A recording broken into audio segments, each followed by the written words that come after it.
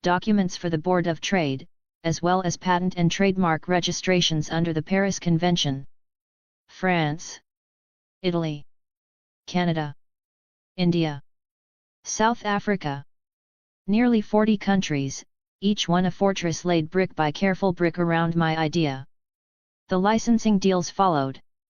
At first, some local textile manufacturers snorted into their tea, humoring me like one might a clever pup until they saw the demonstration, a strip of my crude prototype, now finally made from precious nylon, fastening and unfastening with that soft, unmistakable rasp. By spring, cautious curiosity had shifted to serious interest. By midsummer, agreements were signed and orders placed, allowing funds to be used for a proper warehouse, hiring clerks and managers, and engineers to refine the manufacturing lines. Enough to start drafting the second patent, finer hooks, tighter weaving. And I discovered I was good at it. Not just the invention itself or the careful columns of figures, but also the speaking. Although I got off to a slow start, with some awkward conversations, I started to learn how to draw people in, telling them exactly what they longed to hear. Wrapping my certainty around them like warm wool until they found themselves nodding, smiling, signing. I learned how to lean forward just enough, how to let a pause stretch, how to let silence coax out concessions. It was the power of another sort, and it fit my hand almost too well. It was frightening how easily power settled into me, warm and coiling, like it had always waited there under my ribs. Watching men 5 times my age sign papers with my name at the top, seeing factory doors open because of a single flourish of my pen, it fed something starved. I reminded myself often that comfort dulls knives. I let myself taste it, but never for long. Yet there's a darker side to that power, because my magic hasn't just grown in raw force, it's blossomed into something stranger, more insidious. It comes as sense. Not mind reading, not exactly, but close. Emotional sense would be a more honest name. The more I've let my mana soak into conversations, the more people's feelings rise like perfumes or like rot. Envy is sharp and metallic, like blood left too long on rust. Suspicion clings like damp wool, heavy and mildewed. Lies give off a rancid sweetness that sits foul at the back of my tongue. But joy? True affection? Those come clean, warm bread, lilacs on a spring breeze, the tart sting of lemon. The nobler the feeling, the cleaner the scent. The fouler the heart, the more it turns my stomach. It's made negotiation almost effortless. I can smell when belief blooms sweet and full, or when doubt starts to sour. I've sidestepped ruinous deals, steered clear of men who would have slit my throat on paper and smiled doing it. However, it has also made me wary. Because it peels back people's masks, leaving only the raw scent of who they truly are.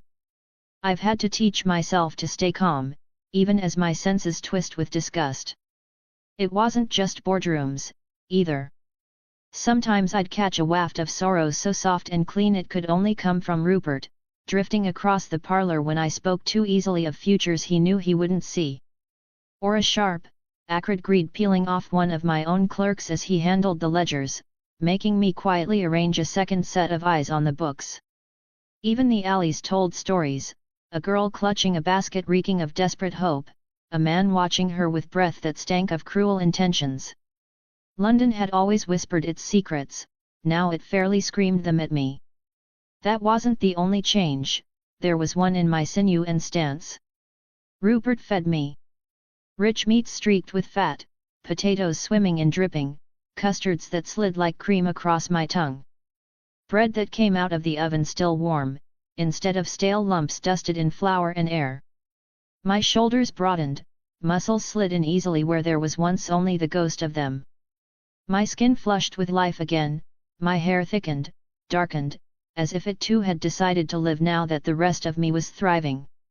It wrapped itself around my discipline like velvet over steel. Because with a strong body paired to a sharper mind, both well-fed and well-kept, I could reach further. Build more. Plot deeper. Rupert never asked much in return. Sometimes he'd catch me across the dinner table, eyes soft with a sorrow that smelled faintly of warm pine, grief mellowed by time. I'd meet his gaze, nod, and we'd both look away, two survivors politely ignoring the ghosts seated with us. By spring, I left school entirely, not expelled, simply unnecessary now. It wasn't compulsory to start with, and with the teachers stretched thin by the war, barely noticed, and with contracts stacking up under my name, schoolroom sums felt like small toys I'd outgrown. Through it all, I kept wool clothes. I visited the orphanage every week.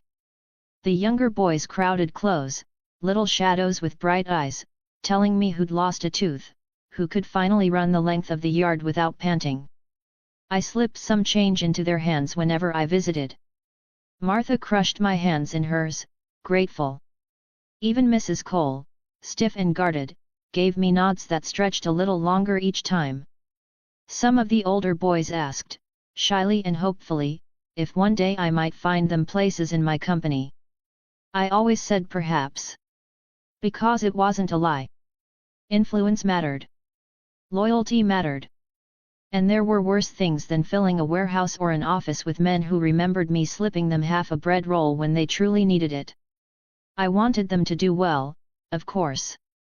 But I also wanted them to remember whose hand fed them first, so that one day, if whispers ever rose against me, I'd have a chorus ready to drown them out. Evenings brought a quieter rigor. While Rupert sat by the fire with his pipe, lost in drifting coils of smoke, I bent over my notebooks, murmuring through French declensions and writing letters in a practiced, looping hand. It wasn't a whim. I already wielded English like a blade, carried Italian like an heirloom, and bore Latin like a half-forgotten priest's service. But French was the tongue of commerce, of diplomacy, of colonial treaties and the contracts that stretched from Paris to Saigon. I'd seen enough foreign patent agreements to know a man who could charm in French, who could draft clauses without a translator, stood taller than most at any table. So I carved it deep into my mind. Another lockpick for doors that most men never even noticed. Then there was boxing. That was born not of cold ambition but from the raw, choking memory of a hand over my mouth in a London alley, of breath crushed to wheezing panic, of blows that landed soft and harmless on a man who only laughed. I refused to be that boy again. So I hired Moran, a half-crippled army sergeant with knuckles like knots of old rope. 3 mornings each week, he forced me to slip from swinging hooks, to block with elbows welded tight, to hammer back with short, savage crosses that left my knuckles cracked and bleeding. More than once, he dropped me, ribs shrieking in bright pain, head whirling. But each time I dragged myself up, grinning through the salt taste of my own blood. Because every blow was a vow. That I would never again feel hands on me, and think there was no way out. The war has ended. 15th of August 1945. VJ Day. Londoners spilt into the streets by the thousands, strangers hugging, kissing, weeping into each other's ears. Lights blazed all night. Bonfires crowned old streets that hadn't known joy in years. I stood with Rupert on the edge of it, his hand heavy on my shoulder, watching the city roar. The joy in the air was so thick you could almost choke on it. But in my chest, there was only a quiet, measured relief. Like seeing a storm finally crack apart and knowing it had already stripped your house to the bones. Even victory could be a hollow haul. Some nights I'd take, expecting the creak of floorboards, the scent of Mum's lavender water, the mutter of Papa's voice. The house stayed silent. Success lay thick as gold around me, but none of it laughed, none of it called my name. Grateful, yes. Happy? No. The world had teeth still. They simply weren't lamped around Britain's throat at this hour. All of it together, the boxing, the French, the rich food and the careful books, the loyal boys at Wool's, the hush of a war finally gone quiet, it made something new of me. Sharper. Broader. A creature rebuilt from marrow outward, wearing hunger like a knife tucked under my coat. Because I knew what I was after. And the world, fresh from bleeding,